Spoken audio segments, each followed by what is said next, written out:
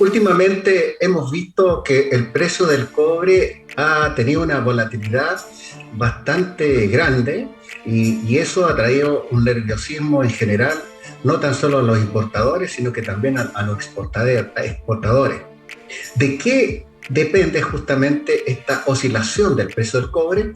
Bueno, algunos factores positivos vamos a empezar a hablar. Primero vamos a hablar de que hay una inflación mundial.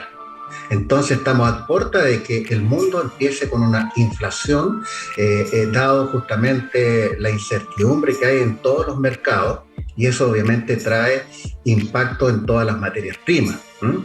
También tenemos que indicar dentro de los factores negativos que tiene que impactan en la subida del peso del cobre, tenemos que hablar es la cuarta ola de la pandemia en las distintas grandes economías mundiales, como el caso de China, que obviamente ha sido imposible controlarlo. También están todos los conflictos geopolíticos, que también es un factor negativo. Y por qué no decirnos desde una perspectiva interna para nosotros que toda la incertidumbre que genera todo el proceso constituyente actualmente que estamos viviendo todos los chilenos.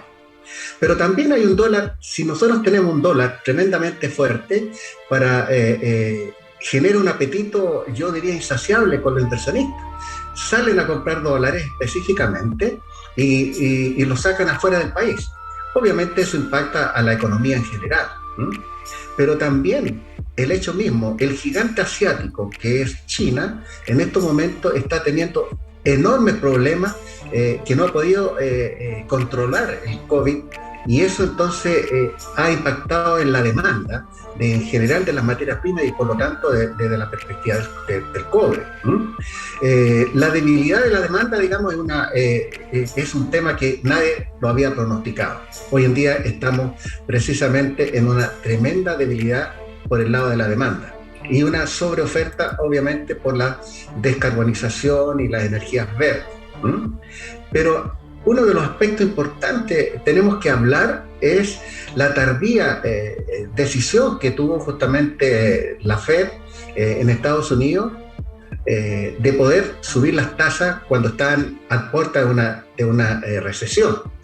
Estados Unidos tiene una inflación muy grande, por lo tanto eso implica de que hoy en día le declaró la guerra justamente a los precios altos, pero está sacrificando crecimiento. También impacta el peso, por razones obvias, porque en la medida que obviamente el dólar se hace fuerte, el precio del cobre eventualmente, digamos, decae.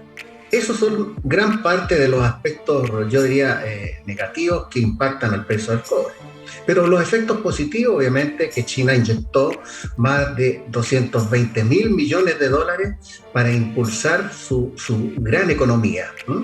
Ya les hablé del costo de los fletes de transporte, que ha empezado a bajar bastante, y eso implica de que lo que ha transcurrido el año ya lleva aproximadamente un 30% de menor costo según el índice de flete por los containers de 40 pies. Por lo tanto, queremos decir que hay señales inquietantes respecto que apuntan a una recesión global. Y también piensen ustedes que el aluminio se ha desplomado en un 13% de lo que va del año, el cobre un 17%, el acero, las barras de acero un 18%.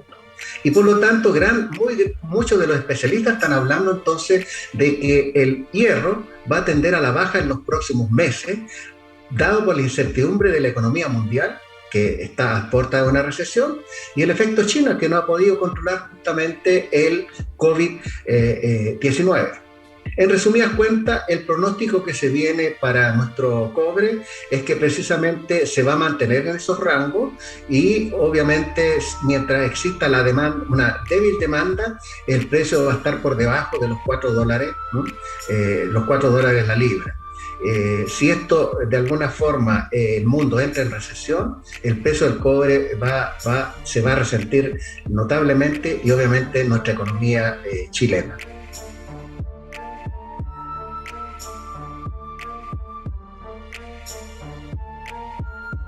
En el caso del royalty, y de acuerdo, digamos, a la ley de royalty que en estos momentos está en el Congreso, puedo decir de que a mi modo de ver es bastante más mala de la que yo pensé. ¿Mm? Primero que nada, viene tres cargas tributarias adicionales hacia la minería. En realidad son dos. Una carga que tiene que ver, digamos, sobre, digamos, las ventas, que es un royalty o un impuesto ad valorem que se llama, ¿m? Y eso tiene que ver aproximadamente desde una perspectiva entre 1 a 2% si la producción está entre 50.000 a 200.000 toneladas. Eh, Pueden darse cuenta de manera de inmediato de que hay una cierta discriminación al respecto por producción. La otra, digamos, tiene que ir hacia la renta minera, ¿m?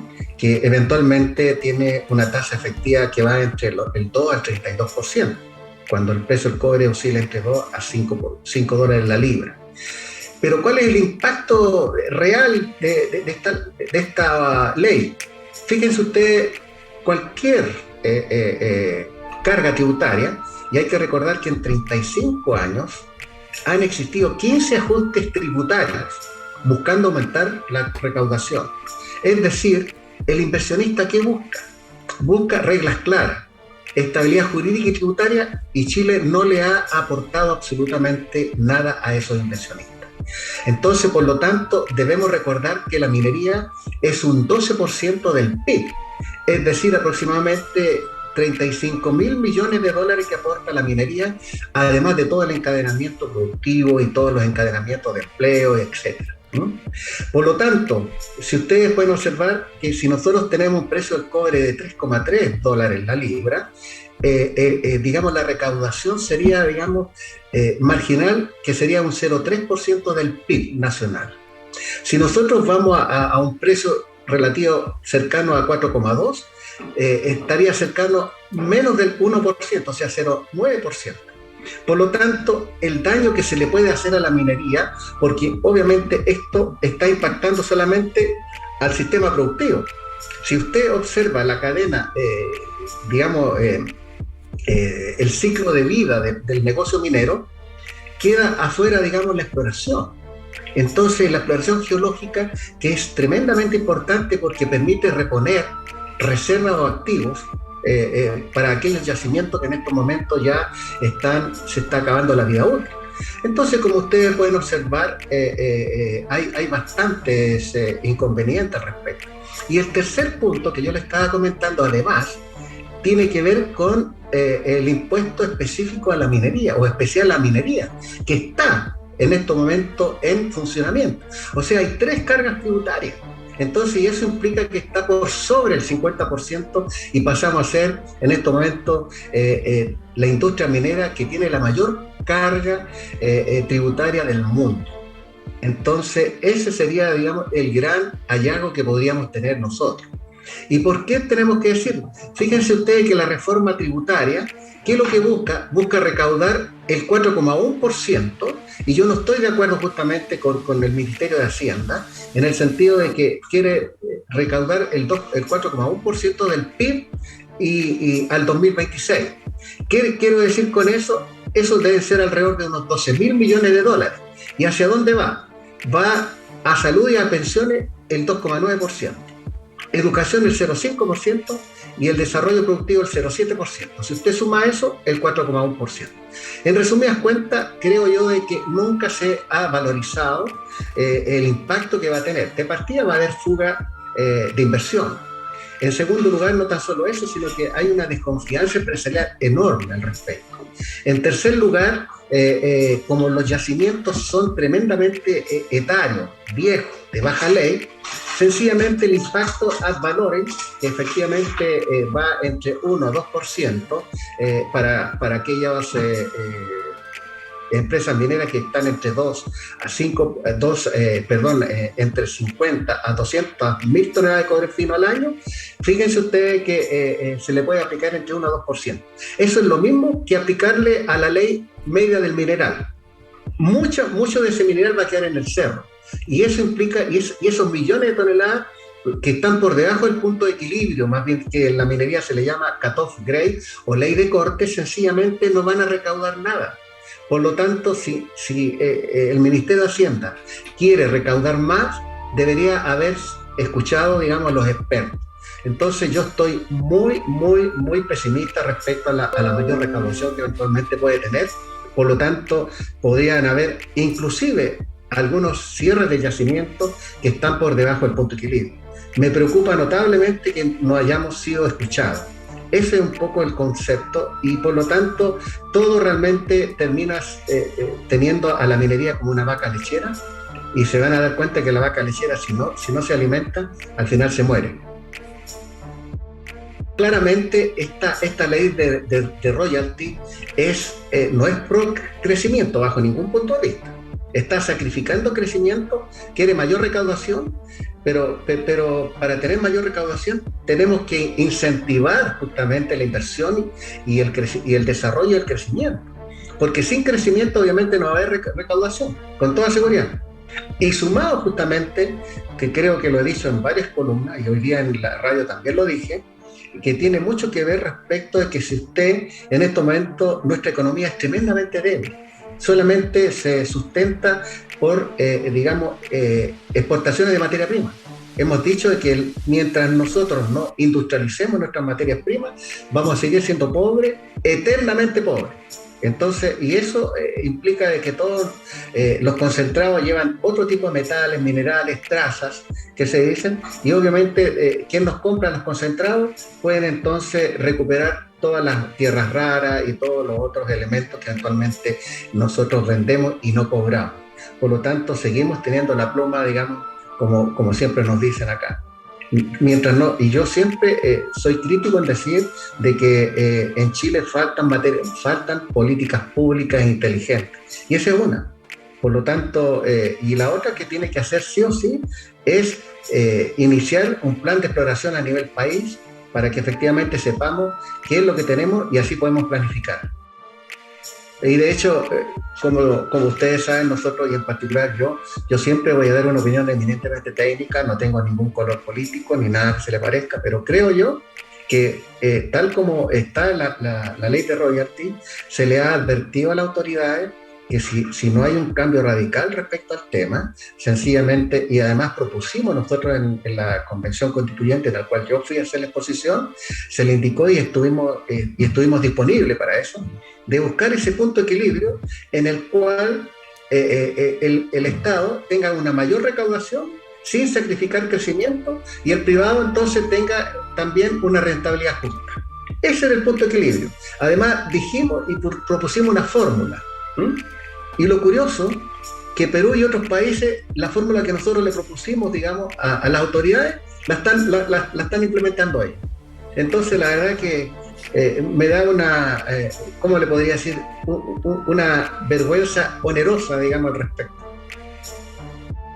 Por ejemplo, ustedes saben cuáles son los principales riesgos que tiene Chile y los desafíos.